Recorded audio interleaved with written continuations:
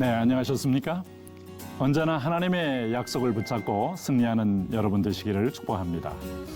쉽고도 정확하게 그리고 알차고 재미있게 하나님의 말씀을 가슴 깊이 새기는 시간, 소문난 성경교실의 박인영 목사입니다.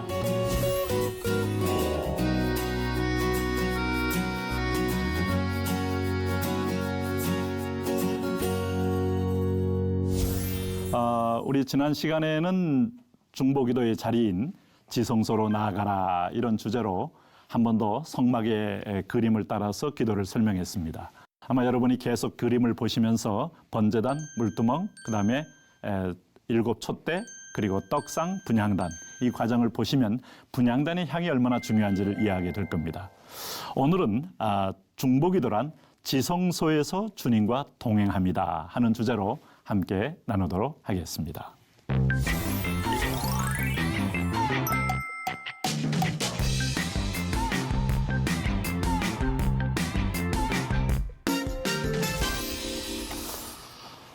무엇보다도 오늘 이 큰 주제 속에 중보 기도란 인터세서리 프레이어 이렇게 표현했습니다만은 이 중보라는 거 지성소에서의 주님과 동행이다 하는 개념으로 한번 말씀을 나눠 보도록 하겠습니다. 여러분 우선 오늘은 이 마태복음 8장 1절에서 15절을 본문을 통해서 이거를 기도의 시각으로 한번 우리가 성경을 해석해 보고자 합니다. 여러분 마태는 누군가 하면 마태, 마가, 누가, 요한이죠? 우리가 잘 아는 마가는 주로 비교적 예수님의 인성 부분을 강조했다고 하면 마태는 예수님의 신성 부분, 또 마태의 그 독자는 유대인입니다. 유대인. 여러분 유대인이 뭘까요? 유대인이라는 것은 적어도 타나흐라고 일컬어지는 이 모세 오경을 철저하게 어릴 적부터 읽히고 배우고 심지어 외우기까지 하는 사람들이죠. 마태도 철저하게 유대인입니다. 그 유대인이 오늘 이방인과 함께 유대인 그리스도인들에게도 복음을 전하게 됨으로써 구약과 신약의 연결에 아마 마태만한 사람이 아마 찾기가 쉽지 않았을 겁니다. 그런 면에서 보면 마태의 머릿속에는 타나흐가 있는데 타나흐의 내용이 뭐겠습니까? 우리가 지금 지난 시간에 했던 대로 이 모세 오경은 결국은 성막 얘기를 하는 겁니다. 여러분 홍해를 건너고 광해를 통과해서 출애굽기 20장에서 모세가 율법을 받죠. 그 10계명 받은 것을 하나님 바로 이어서 직접 집을 설계하여 성막을 가르쳐 주시잖아요. 자, 이 성막은 그래서 이스라엘 공동체의 핵심 개념이 되는 겁니다. 성막이 얼마나 중요한가 하면 아마 이 지상에서 신명기 11장이나 신명기 12장이나 곳곳마다 계속 말하는 것은 절대로 가나안 땅에 가면 하나님께 제사를 드리는 건 아무데나 드릴 수 없어요. 오로지 한 곳밖에 없어요. 유일하게. One place. 이게 어딘가 하면 성막입니다. 이방 우상 숭배를 하는 자들은 각 산마다 높은 데마다 다 각자 자기가 성막을 만들어 놓고 거기서 우상 숭배를 합니다. 그렇기 때문에 하나님은 오늘 이 성막은 뭡니까? 바로 이것이 유일한 하나님의 집이에요. 그래서 이 땅에서 하나님께 나아가는 유일한 통로가 어디냐 하면 바로 이 성막을 통하여 나가는 겁니다. 그럼 잘 보십시오. 이 성막이 바로 이스라엘의 정체성을 확립하게 해주는 거고, 이 성막이 세월이 흐르면 어떻게 됩니까? 가나안 땅에 들어가면 성전이 되죠. 여러분 잘 아시는 하나님께서 다윗에게 성전 건설할 마음을 그가 있음을 알고 매우 기뻐하시죠. 그러나 너는 전쟁을 통하여 피를 많이 흘렸기에 적합하지 않다고 말씀하시지만 내가 그 대신 내 위를 영원히 견고하게 하리라. 사무엘하 7장에서 약속하지 않습니까? 왜요? 하나님은 성전 짓는 것이 이게 내 자녀가 해야 될 가장 중요한 일이기 때문에 그렇게 축복을 하는 겁니다. 결국 이 성전은 솔로몬이 졌습니다. 자, 하나님은 솔로몬에게 전대미문의 지혜와 금은 보화를 가득하게 했죠. 은은 취급하지도 않을 만큼 엄청난 금들을 줬죠. 이유가 하나 있습니다, 여러분. 하나님이 솔로몬 타락하기 위해서 준 건 아닙니다. 성전 건축이라는 가장 축복된 일을 하기 때문에 부어주신 거예요. 나중에 솔로몬이 하나님을 다 믿지 못하고 자기 정권의 안정을 위해서 수많은 이방 여인들을 정권의 안전 차원에서 정략 결혼을 하는 바람에 우상 숭배의 땅으로 돌아왔지만은 솔로몬 성전이 그 어마어마한 화려함으로 550년을 유지하는 겁니다. 그리고 난 다음에 이것이 성전 기능이 하나님께 예배가 죽자 성전도 파괴되고 바벨론 포로로 잡혀가죠. 예배 죽으면 끝나는 겁니다. 우리는. 네? 여러분 죄송한 얘기지만 목사가 뭐겠습니까? 목사가 먹기만 하면 먹사라고 그러지 않습니까? 이 예배가 살아야 이게 목사이듯이 성도는 뭡니까? 하나님을 향하여 예배가 죽으면 성도가 아닌 거예요. 고기 덩어리 지나지 않습니다. 촛대를 옮기면요. 우리는 참 존재 의미가 없어요. 그래서 이 백성들도 가나안의 포로로 바벨론의 포로로 잡혀가니까 얼마나 고통스럽습니까? 바벨론 강가에서 날마다 모여 울고 시온을 기억하며 울었더라. 시온을 기억하며 울었더라. 하나님을 떠났더니 우리가 여기서 엄청난 이 임금을 위한 바벨론 왕을 위한 노래는 하되 여호와를 향한 찬송을 잃어버리고 나니까 이제는 영혼에 대한 갈증이 생기는 것이죠. 그래서 스룹바벨이 와서 지은 성전이 바로 스룹바벨 성전인 거예요. 이게 500년 유지됩니다. 이스라엘 민족 역사는 성전의 역사입니다. 그러다가 이후에 이 성전이 회파되면서 헤롯이 등장하면서 이스라엘 백성을 회유하기 위해서 지은 성전이 헤롯 성전이에요. 이때 예수님이 오시는 겁니다. 여러분 성전은 결국은 누구를 예표했는가 하면 요한복음 2장 보니까 너희가 이 성전을 헐라 내가 사흘 만에 다시 일으키리라. 사흘 만에 왜 일으킵니까? 죽었다 살아나시는 자신을 비유하는 겁니다. 이는 성전된 자기 육체를 가리킴이라. 예수님이 이렇게 직접적으로 설명했기 때문에 구약에서부터 이 성전은 누구를 예표한다? 예수님 예표하는 거예요. 그럼 우리가 하나님께 나아가는 유일한 완웨이, 내가 곧 길이요 진리요 생명이니 새롭고 산 길이 뭐냐? 나로 말미암 자는 아버지께로 올 자가 없다. 여러분 이슬람도 예수님을 메시아라고 믿습니다. 예수님 메시아라고 믿지 않는 게 아니에요. 근데 뭘 믿지 않는가 하면 예수님이 유일한 길이라는 걸 믿지 않습니다. 그러므로 자기들은 이 사람을 믿지 않고 오로지 하나님만 믿는다고 말합니다. 네, 그것이 바로 비복음이에요. 하나님의 아들이 인간의 몸을 입고 피 흘려서 하나님과 인간 사이에 죄를 속하여 길을 열어놓으신 게 이게 복음입니다. 그러므로 유일한 성전인 거예요. 자, 마태는 구약의 모세 오경을 읽을 때 이 성전 개념을 절대로 빼놓고 성경을 읽었다고 할 수 없어요. 모세 오경을 읽으면 철저하게 이 성막이 나오게 돼 있어요. 그럴 때 이 마태의 머릿속에 있는 성막 속에서 그는 어떤 생각을 했겠습니까? 네? 여러분 한번 생각해 보십시오. 마태의 머릿속에 있는 이 성막이라는 것은 오늘 이 본문에 예수님께 구하여서 병자를 낫는 이 기도의 내용, 응답의 내용이 오늘 나오고 있습니다. 첫째는 이 나병 환자를 낫게 한다. 병으로선 가장 심각한 병이죠. 이거 한번 걸리면은 부정한 취급받아서 동구 바깥으로 내쫓김 당하여서 완전히 평생 살았다 하지만은 송장처럼 살아야 하는 겁니다. 나병 환자는 한번 걸렸다 그러면 절대로 부정하기 때문에 하나님께도 나올 수 없고요. 공동체도 완전히 나올 수 없는 그야말로 산송장이 되는 겁니다. 그러므로 어찌 보면 오늘 본문에서 가장 기적을 체험한 사람이 나병 환자죠. 이런 불치병을 나음 받았잖아요.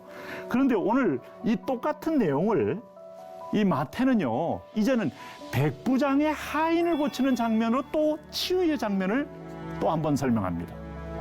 여러분 여기서 우리가 한번 고민을 해보셔야 돼요. 왜 마태라는 신학자는 병 고치는 예수님께 나오면 모든 병을 고칠 수 있느니라 이 한 줄 되는 말씀을 이렇게 세 사람을 들어서 설명할까? 그의 머릿속에 성막적 개념이 있다고 전제가 되어지는 거예요. 왜 그런가 하면 백부장의 하인을 고쳤을 때는 나병 환자 그 기적 같은 일을 했을 때도 예수님이 칭찬을 안 했는데 오늘 여기 보십시오. 이 백부장을 향하여 예수님이 칭찬한 내용 중에 이스라엘 중에 아무에게서도 이만한 믿음을 만나보지 못하였노라. 아마 예수님이 이 땅에 오셔서 사람을 향하여 칭찬한 것 중에 아마 이 얘기가 가장 대표적인 칭찬이 아닐까요? 지금 이스라엘은 어떤 땅입니까? 하나님의 선택받은 땅입니다. 이스라엘은 어떤 땅입니까? 율법을 가지고 있는 나라 사람들입니다. 그런데 율법에서는 이룰 수 없는 이만한 믿음이라는 것은 정말 초월적인 믿음을 가졌다는 거예요. 율법에 이스라엘 백성 전체를 합해도 이 백부장 한 사람만큼 믿음이 없다는 거예요. 그래서 예수님이 가치를 부여하는 이 대목, 여기에 어떤 의미가 있을까? 마태는 그것을 알고 있는 거예요. 네? 그래서 누가복음의 부연 설명을 다 빼고 깔끔하게 지금 이 세 가지를 병렬식으로 내놓은 겁니다. 오늘 여기 보세요. 그리고 마지막 질병 고치는 것이 베드로의 장모의 열병을 고친 겁니다. 그런데 여러분 보세요.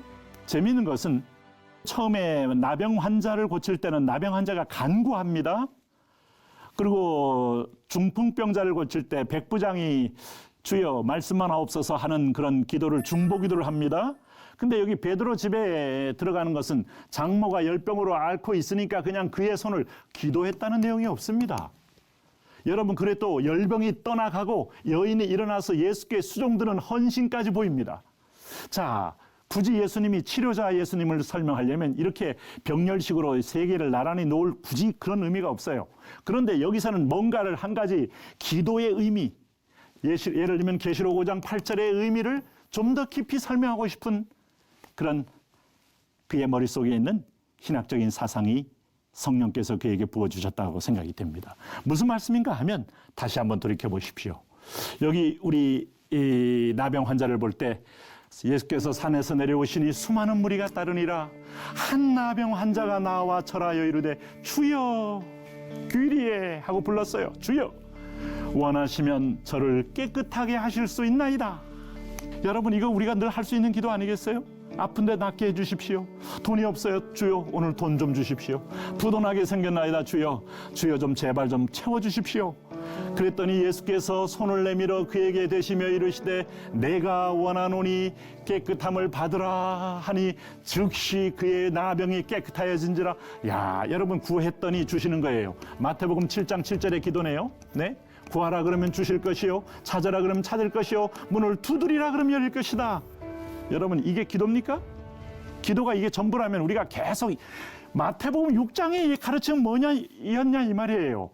이런 것들은 이방인들만 하는 기도인데 이방인 선에서 너희가 머물면 나와 상관이 없다는 거예요. 너희는 자녀라는 거예요. 이방인이 아니고 자녀는 아버지가 알아서 다 책임지니, 아버지가 아이 놔놓고 아이가 나 기저귀 갈아줘 이럴 때 뭐 갈아줍니까? 여러분, 아버지가 나 이제 옷이 필요하니까 겨울 되니까 따뜻한 옷이 필요해 말을 해야 입혀줍니까? 학교 들어갈 때 뭐 나 이제 책이 필요하니 책을 사줘 말을 해야 합니까? 이미 다 알고 있어요. 이런 것들은 당연히 아이를 낳을 때부터 이 가장으로서 어미로서 책임을 가지고 자녀를 양육하게 돼 있어요. 기본적으로 하나님은 우리를 이 땅에 보낼 내 백성 삼을 때 먹는 거 입는 거 40년의 광야 생활을 기억하라는 거예요. 그러면 우리가 그 가운데 구해야 할 것은 우선성이 따로 있다는 거예요. 그게 뭔가 하면 그의 나라와 그의 의를 구하라. 그의 의. 이게 우리 주님이 가르쳐준 기도 아니겠어요? 하늘에 계신 우리 아버지여, 뜻이 하늘에서 이루어진 것처럼 땅에서도 이루어지이다. 이게 뭔가 하면 그의 나라가 이루어지는 걸 말합니다. 다시 말하면 나라의 개념은 하나님의 통치권이 많은 거예요. 마귀가 지금 이 세상 임금 노릇하고 있어요. 그래서 수많은 자기 졸개들 데리고 여전히 지역을 향하여서 아주 소그룹으로 아니면 대그룹으로 아니면 뭐 지역마다 많은 사람들을 미혹하여 끌고 가고 있을 때에 그를 찾아 하나님 나라로 오게 하는 통치권에 들어가는 거. 그리고 그의 의는 하나님의 의입니다. 하나님의 의는요, 율법의 의가 아니에요. 하나님의 은혜로 던지는 의예요. 은혜 받은 사람이 고백하는 삶이 바로 하나님의 의가 이루어지는 겁니다. 그렇기 때문에 그렇게 나병 환자가 이렇게 절실하게 얼마나 절박하게 기도했겠습니까? 나병 환자 하면 살았다 하는 이름이 있지만 실상은 죽은 자고 이미 송장처럼 사는데 주여 원하시면 저를 깨끗하게 하실 수 있나 했는데 즉시 나았습니다. 이런 엄청난 사건을 주님은 4절에 보니까 엄청난 얘기를 하세요. 아무 얘기 노리지 말고 지금 예수님 선전 좀 하셔야 되는데 이거 선전하지 말라는 거예요. 오히려 아직 드러낼 만한 어떤 내용도 아닌 거예요. 예수님 기준에 볼 때, 가치상에서 볼 때 지금 나병 환자가 구한 건 모든 사람이 구할 수밖에 없는 본능적 기도, 필요적 기도. 자기가 원할 때 누구든지, 오늘 주님의 자녀들도 예수님 찾을 때는 이때만 찾는다면 너희가 자녀의 특권을 잃어버린 거다. 자녀의 영광도 너희가 지금 놓치고 있는 거다. 지금 은연중에 주님 가르쳐주고 있는 겁니다. 그런데 오늘 백부장의 하인은 뭡니까? 내 주여, 내 하인이 중풍병으로 집에 누워 몹시 괴로워하나이다. 여러분, 로마의 백부장은요, 지금 자기 하인을 위하여 온 겁니다. 놀랍지 않습니까? 자기 문제가 아니에요. 우리는 이걸 중보기도라고 말합니다. 자기를 위한 기도보다 위대한 게 중보기도고, 지금 점점 이 대목의 그림이 보여집니까? 괴로워하나이다 하니까 예수님이 내가 가서 고쳐주리라 하고 I will go 그랬더니 백부장이 뭐라고 대답합니까? 주여 내 집에 들어오심을 나는 감당하지 못하겠사오니 다만 by the word 말씀으로만 하옵소서 그러면 내 하인이 낫겠사옵나이다. 야, 지금 이 백부장이 여기서 지금 주님의 심장을 흔드는 겁니다. 네? 이 이스라엘 가운데는 한 번도 이렇게 말씀하는 사람이 없는 가운데서 여러분 말씀으로만 하옵소서 할 때 구약에서부터 지금까지 이루어오는 하나님의 존재됨, 하나님의 정체성, 하나님이 가라사대 말씀으로 창조하셨던 그 하나님의 권능. 야, 이 이방인이 믿는 거 보니까 이 사람도 혈적으로 믿는 게 아니고 말씀으로 믿은 거예요. 그러니까 네? 나도 남의 수하에 있는 사람이여 내 아래도 군사가 있으니 이더러 가라 하면 가고 저더러 오라 하면 오고 내 종도로 이것을 하라 하면 하나이다. 내 주님은 나의 주이시니 이런 고백이 숨어 있는 거 아닙니까? 그러므로 예수께서 들으시고 놀랍게 여겨 따르는 자들에게 이르시되 내가 진실로 너에게 여기서 나병 환자는 오히려 너는 조용히 해라. 때가 되면 얘기하고 지금은 조용히 해라 하면서 이 사람 뭐예요? 대대적인 선전하잖아요. 이만한 이스라엘 중에서 아무에게도 이만한 믿음을 다시 말하면 율법 공동체에서는 율법으로 인간의 의로 간 게 아니라 이 사람은 은혜로 이 종족을 뛰어넘고 하나님 말씀으로 믿었으니 아브라함이 하나님 말씀을 믿으니 이를 그의 의로 여기시고 했던 하나님의 의가 땅에 이루어진 거죠. 너에게 이르노니 동서로부터 많은 사람이 이르러 아브라함과 이삭과 야곱과 함께 천국에 있으려니와 그 나라의 본 자손들은 바깥 어두운 데 쫓겨나 거기서 울며 이를 갈게 되리라. 율법만 쫓는 자들에게는 하나님의 의가 미치지 못한 겁니다. 그런데 이방인인 백부장은 말씀으로만 하옵소서 가라 내 믿음이. 여러분 믿음이 뭐예요? 믿음은 자기 신념이 아닙니다. 자기가 경험을 통해서 확인한 것을 믿는 게 아니고 경험하지 않았어도 하나님이 말씀하셨으면 믿는 겁니다. 믿음은 들음에서 나고 로마서 10장 17절 말씀 기억하십니까? 들음은 그리스도의 말씀으로 말미암았느니라. 네? 내 믿음대로 내 말씀을 믿은 대로 될지어다 하니 그 즉시 하인이 나으니라. 이게 아까 나병 환자 기도보다 더 주님께서 칭찬하는 기도입니다. 그러면 주님이 이런 기도를 권장하고 있다는 거예요. 그러면 오늘 자기를 위한 기도에서 중보를 위한 기도가 훨씬 더 주님의 칭찬을 받고 오늘 주님의 사랑을 받습니다. 그런데 마지막 장면은요, 우리의 상식을 다 깹니다. 무슨 말씀인가 하면 여기 베드로는 예수님이 앞에 안드레를 통하여 전도를 받은 이른바 여러분 수제자라고 일컬어졌잖아요. 네, 베드로는 동행하면서 그물을 버려두고 예수님을 따라다니고 있습니다. 자, 3년간 동가숙 서가숙하면서 예수님과 동행하고 있습니다. 근데 이 집에 장모가 있는 걸 보니까 베드로가 결혼했어요. 그런데 장모가 열병으로, 이 열병은요 보통 그 항생제가 없는 시대이기 때문에 지나치면 죽습니다. 이것도 아주 심각한 병이에요. 알아 누운 것을 보시고 여기서 베드로가 예수님 우리 장모님을 고쳐주십시오. 내가 지금도 돌보지 못하는데 우리 장로님 살려주셔야 되지 않겠습니까? 라는 기도가 없어요. 기도가 없다고요. 기도가 없는데 어떻게 응답이 되느냐? 그의 손을 만지시니 열병이 떠나가고 여인이 일어나서 예께 수종들더라. 이거는 지금 예수님과 그물을 버려두고 따라다니는 동행을 예매해요. 동행. 날마다 주님과 임마누엘 주님과 동행하는 사람에게 여러분 오늘 하나님께서는 모든 필요를 채워주시는 거 아니겠어요? 그런 의미가 여기서 보여지지 않습니까? 마태 머릿속에는 성소 뜰에서의 기도 수준이냐, 뜰 기도냐, 성소의 기도냐, 지성소에서 하나님과 동행하는 기도냐. 여기서 성소는 중보기도 의미로 한번 우리가 가치를 부여해 볼 수 있고요. 성소 뜰은요 주님과 동행하는 것으로 의미를 부여해 볼 수 있어요. 내 영혼이 은총 입어 중한죄쯤 벗고보니. 네? 우리 주님과 동행하면 그 어디나 하늘나라 하나님의 통치가 임하는 곳에 주님은 이 질병도 그냥 묻지도 않고 들어가사 누운 것을 보시고 손을 만지시니 여러분 다 그물을 버려두고 쫓은 사람에게 주님은 알아서 책임지고 질병도 고쳐주고 필요도 채워주고 그에게 모든 것을 하나님 함께 해주시는 그 삶 원하지 않습니까? 그래서 우리가 성소뜰에만 있으면 안 돼요. 회개하고 다시 또 나가서 죄짓고 돌아와서 회개하고 인생의 평생의 기회를 다 낭비하는 겁니다. 사탄은 우리의 구원을 취소는 못하지만 우리 기회를 빼앗을 수 있어요. 시간 낭비, 우리 달란트 낭비, 정력 낭비, 기회 낭비 다 할 수 있는데 하나님의 성소로 들어온 사람은 비로소 하나님과 함께 통치권을 가질 수 있어요. 응? 기억하세요. 여기서 우리가 이것을 잊어버리면 안 됩니다. 무슨 소린가 하면 우리가 하나님과 통치권이라는 이 약속의 말씀을 잊어버리시면 안 돼요. 왜냐하면 여러분 에덴에서 아담이 하나님의 말씀을 듣고 땅을 다스려라, 땅을 정복해라, 이 영권이 있습니다, 우리가. 그런데 이게 하나님의 음성을 들은 대로, 하나님 말씀을 들은 대로 대언하는 겁니다. 대언. 에스겔 37장에서 마른 뼈에게 에스겔이 대언할 때 마른 뼈가 일어나는 거 보지 않았습니까? 이 대언함으로 땅을 다스려라, 땅을 정복해라. 근데 인간의 언어가 여러분 오늘 사단의 음성을 들으니까 욕설을 하고 사기적인 말을 하고 거짓말을 하고 죽음의 말을 하니 열린 무덤처럼 돼버렸으니 마귀의 도구가 되어서 얼마나 이 땅을 또 다른 혼란으로 바꾸게 합니까? 혼돈으로 바뀌게 하고 있잖아요. 이 세상이 바로 서려면, 오늘 좀 대한민국이 바로 서려면 하나님 말씀이 제대로 선포돼야 돼요.